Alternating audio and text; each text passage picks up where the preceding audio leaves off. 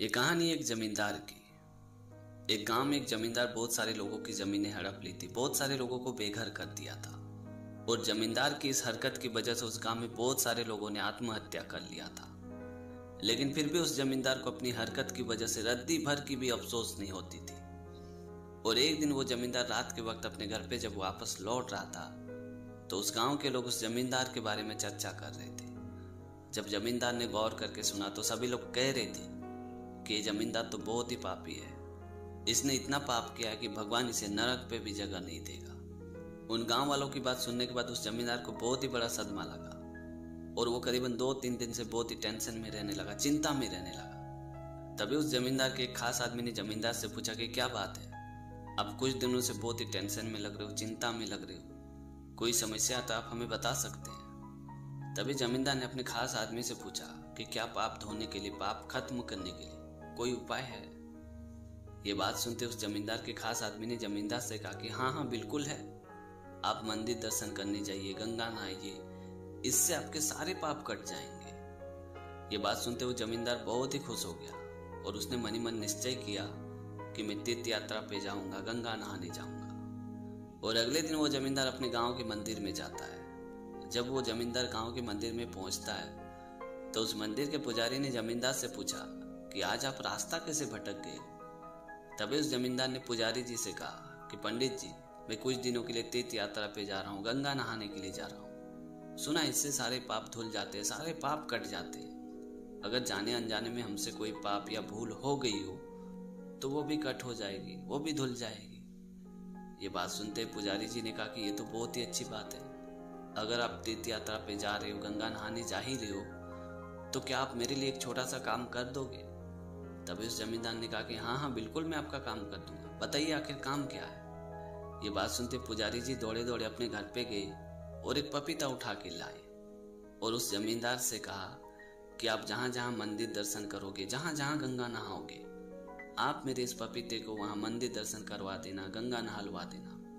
मैं इस उम्र में तो अब तीर्थ यात्रा करने, गंगा नहाने नहीं जा सकता हूँ, तो कम से कम मेरा पपीता तो ये सब करके आए, इसी से मुझे शांति और सुकून मिल जाएगी।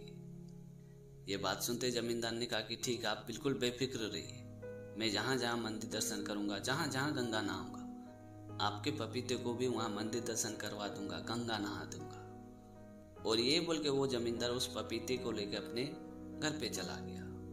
और करीबन 1 महीने बाद वो जमींदार उस पपीते के साथ मंदिर में पहुंचा और पुजारी जी से कहा कि पुजारी जी, ये लीजिए आपकी अमानत, मैंने जहां जहां मंदिर दर्शन किया, जहां जहां गंगा नहाया, आपके पपीते को भी वहां मंदिर दर्शन करवाया, गंगा नहाया।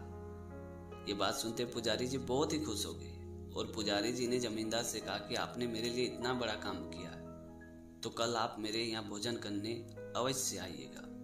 सुना है तीर्थ यात्रा करने वालों को अगर भोजन कराया जाए तो इससे बड़ा पुण्य और कोई नहीं हो सकता है। तभी उस जमींदार ने कहा कि ठीक है, कल मैं आपके यहाँ भोजन करने के लिए अवश्य आऊंगा।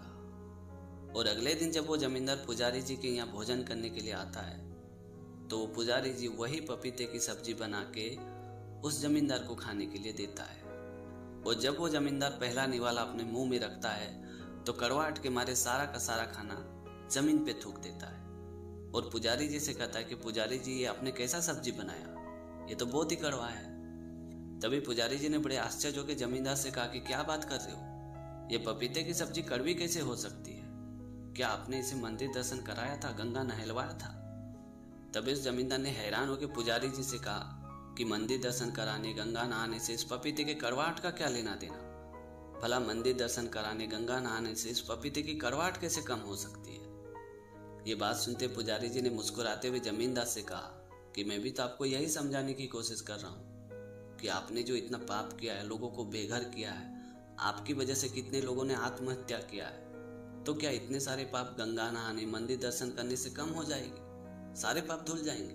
बिल्कुल नहीं। जिस तरह मंदिर दर्शन करने और गंगा नहाने से इस पपीते की कड़वाहट में बिल्कुल फर्क नहीं पड़ी, ठीक उसी तरह आपके मंदिर दर्शन करने और गंगा नहाने से आपके पाप बिल्कुल कटने वाला नहीं है। अगर आपको अपने पापों से मुक्ति पाना है तो लोगों का भला कीजिए, लोगों का कल्याण कीजिए, उनके जमीन जायदाद हड़पने की जगह उन्हें देने की सोचिए, तभी आपके सारे के सारे पाप कट हो सकते हैं।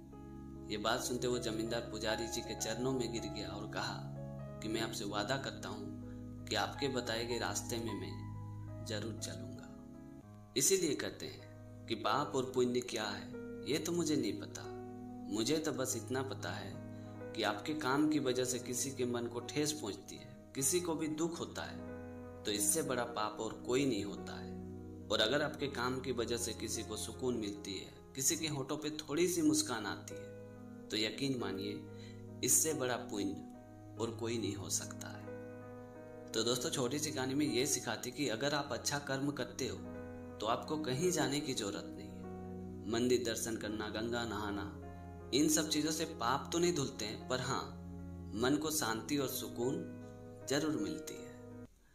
तो दोस्तों, आज की कहानी आपको कैसी लगी कमेंट करके जरूर बताना। और अगर आपने हमारे चैनल को अभी तक सब्सक्राइब नहीं किया तो प्लीज़ यार चैनल को सब्सक्राइब कर देना, क्योंकि इस तरह का कंटेंट मैं हमेशा अपने चैनल पे लाते रहता हूँ। तो आज के लिए इतना ही, मिलते अगली वीडियो में एक नई टॉपिक के साथ, एक नई कहानी के साथ। तब तक के लिए जय हिंद, वंदे मातरम।